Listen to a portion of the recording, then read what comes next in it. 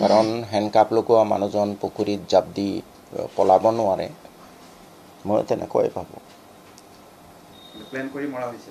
তেনেকুৱাই ভাবোঁ মই আজি বিধায়কৰ লগত একমত তেওঁ কি কৈছে মই নাজানো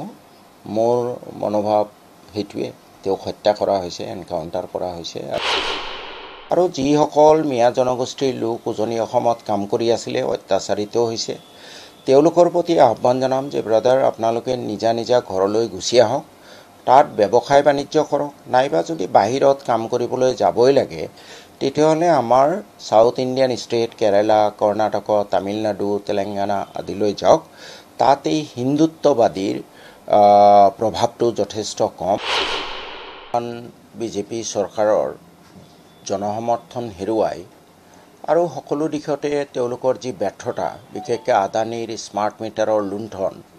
ব্ৰহ্মপুত্ৰ নদীৰ গৰাখহনীয়া ফ্লাড আদিৰ যি যন্ত্ৰণা নিত্য নৈমিত্তিক বস্তুৰ দাম বৃদ্ধি এই ইস্যুবোৰ ডাইভাৰ্ট কৰি ৰজাঘৰীয়াই আচলতে এটা 2026 চনৰ নিৰ্বাচনক লক্ষ্য কৰি লৈ অসমত মিয়া অসমীয়া এটা সংঘাত সৃষ্টি কৰিব বিচাৰিছে এই ক্ষেত্ৰত মই অকল এতিয়াই নহয় অহা 1.5 বছৰো এনেকুৱা অপচেষ্টা চলিব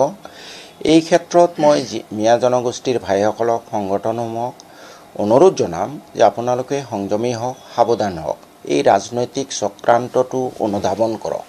আৰু যিসকল মিয়া জনগোষ্ঠীৰ লোক উজনি অসমত কাম কৰি আছিলে অত্যাচাৰিত হৈছে তেওঁলোকৰ প্ৰতি আহ্বান জনাম যে ব্ৰাদাৰ আপোনালোকে নিজা নিজা ঘৰলৈ গুচি আহক তাত ব্যৱসায় বাণিজ্য কৰক নাইবা যদি বাহিৰত কাম কৰিবলৈ যাবই লাগে তেতিয়াহ'লে আমাৰ South Indian state Kerala Karnataka Tamil Nadu Telangana আদিলৈ যাওক তাত এই হিন্দুত্ববাদীৰ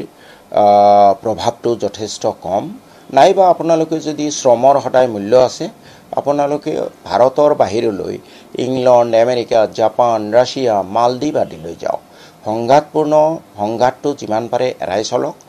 ৰজাঘৰীয়াই বিচাৰি আছে জুই একুৰা জ্বলাবলৈ তাত যাতে আমি কোনেও তাত খৰি নিদিওঁ ইন্ধন যাতে নোযোগাওঁ সেইটো মই আহ্বান ৰাখিছোঁ আৰু এই ক্ষেত্ৰত মই এই ঘটনাৰাজি সম্পৰ্কত এটা কথা ক'ব খোজোঁ যে দৰিদ্ৰ মানুহৰ ওপৰত দুখীয়া মানুহৰ ওপৰত নিৰীহ মানুহৰ ওপৰত অত্যাচাৰ কৰি পৈশাচিক আনন্দ লাভ কৰে কাপুৰুষে গতিকে সকলোকে বিনম্ৰ অনুৰোধ কাপুৰুষৰ পৰিচয় নিদিব যদি আপোনালোকৰ যুদ্ধ সংগ্ৰাম কৰিবলৈ আছে আদানীৰ স্মাৰ্ট মিটাৰৰ শোষণৰ বিৰুদ্ধে আন্দোলন কৰক অত্যাধিক মূল্য বৃদ্ধিৰ বিৰুদ্ধে আন্দোলন কৰক পতঞ্জলীক হাজাৰ হাজাৰ বিঘা মাটি দিয়াৰ বিৰুদ্ধে আন্দোলন কৰক অসমৰ নদীৰ গৰাখহনীয়া আৰু বানপানীৰ বিৰুদ্ধে আন্দোলন কৰক তেতিয়া আপোনালোকক ইতিহাসে হিৰো সজাব আৰু মই এই ঘটনাৰাজি সম্পৰ্কত মই আটাইতকৈ উদ্বিগ্ন ব্যথিত হৈছোঁ যে অসমৰ বিদ্যুৎ মহল নিৰ্লিপ্ত হৈ আছে এই ধৰণৰ দাম্ভিক আৰু অতি মাত্ৰা আভিজাত্যপূৰ্ণ মনোভাৱেই অসমখনক হাত টুকুৰা কৰিলে অসমৰ জনজাতীয় ভাইসকল যিসকলে স্বেচ্ছাই নিজকে অসমীয়া বুলি পৰিচয় দিছিলে তেওঁলোকে অসমীয়াৰ গণ্ডিৰ পৰা আঁতৰি গৈ নিজে নিজে স্বকীয় পৰিচয় দিবলৈ আৰম্ভ কৰিছে এতিয়া আমাৰ বিদ্যুৎ মহলে ৰূপৰেখা তৈয়াৰ কৰক আচলতে অসমীয়া জাতীয়তাবাদৰ ভৱিষ্যত কি বৰ্তমানৰ ৰজাঘৰীয়া তেওঁলোক আচলতে যোৰহাটত গৌৰৱ গগৈৰ বিজয় আৰু 10টা বিধানসভা সমষ্টিৰ ভিতৰত 9টা বিধানসভা সমষ্টিত গৌৰৱ গগৈ বেছি ভোট পোৱা আজমলক সংখ্যালঘুৱে প্ৰত্যাখ্যান কৰা আৰু বয় বস্তুৰ মূল্য বৃদ্ধি বান গৰাখহনীয়াত হাহাকাৰ অৱস্থা আদানীৰ স্মাৰ্ট মিটাৰৰ লুণ্ঠন এই ইস্যুবোৰ ডাইভাৰ্ট কৰিবলৈ তেওঁলোকে 2026ক কেন্দ্ৰ কৰি এটা মিয়া অসমীয়া সংঘাত লগাব খুজি আছে মই ভাবোঁ অসমৰ বিদ্যুৎ মহল জাগ্ৰত হওক অসমীয়া জাতীয়তাবাদৰ অসম যাতে এতিয়া যেনেকৈ আমি আক্ষেপ কৰোঁ অসম ভাঙি টুকুৰা হ'ল অসমীয়া ভাষীৰ সংখ্যা কমি গ'ল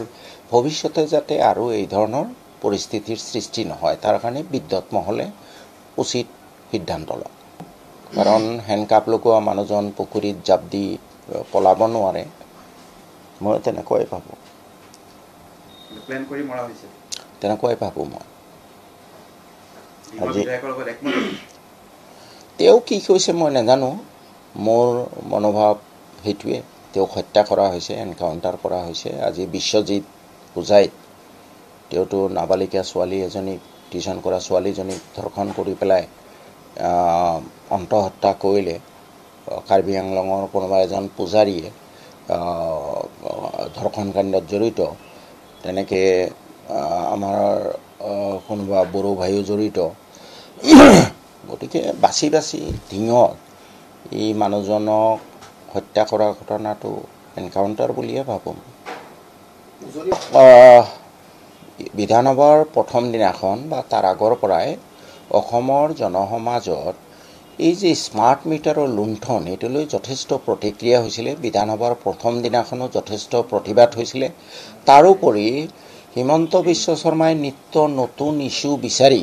সদায় এটা হিন্দু মুছলমানৰ সংঘাত লগাবলৈ চেষ্টা কৰি আছে কিন্তু তেওঁ ফলৱতী হোৱা নাই তাতকৈ ডাঙৰ কথা 2026ক কেন্দ্ৰ কৰি মই ভাবোঁ হিমন্ত বিশ্ব শৰ্মা চৰকাৰ যথেষ্ট অস্বস্তিত আছে হিমন্ত বিশ্ব শৰ্মা নিজে যথেষ্ট হতাশাগ্ৰস্ত হৈছে আৰু বিশেষকৈ যেতিয়া মাৰোৱাৰী সম্প্ৰদায়ৰ বিৰুদ্ধে উজনিৰ দল সংগঠন সোচ্চাৰ হ'ল খুব সম্ভৱ তেওঁ হিন্দুত্ববাদী শক্তিৰ পৰাও প্ৰেছাৰ পাইছে আৰু সেইকাৰণে মাৰোৱাৰীলৈ টোৱা বন্দুকটো এতিয়া আটাইতকৈ দুৰ্বল শ্ৰেণী যিটোক আঘাত কৰিলে বৰ বেছি কাৰো পৰা প্ৰেছাৰ নাপায় তেনেকুৱা এটা জনগোষ্ঠীক তেওঁলোকে টাৰ্গেট কৰি লৈছে আৰু এই সম্পূৰ্ণ ৰাজনৈতিক ষড়যন্ত্ৰ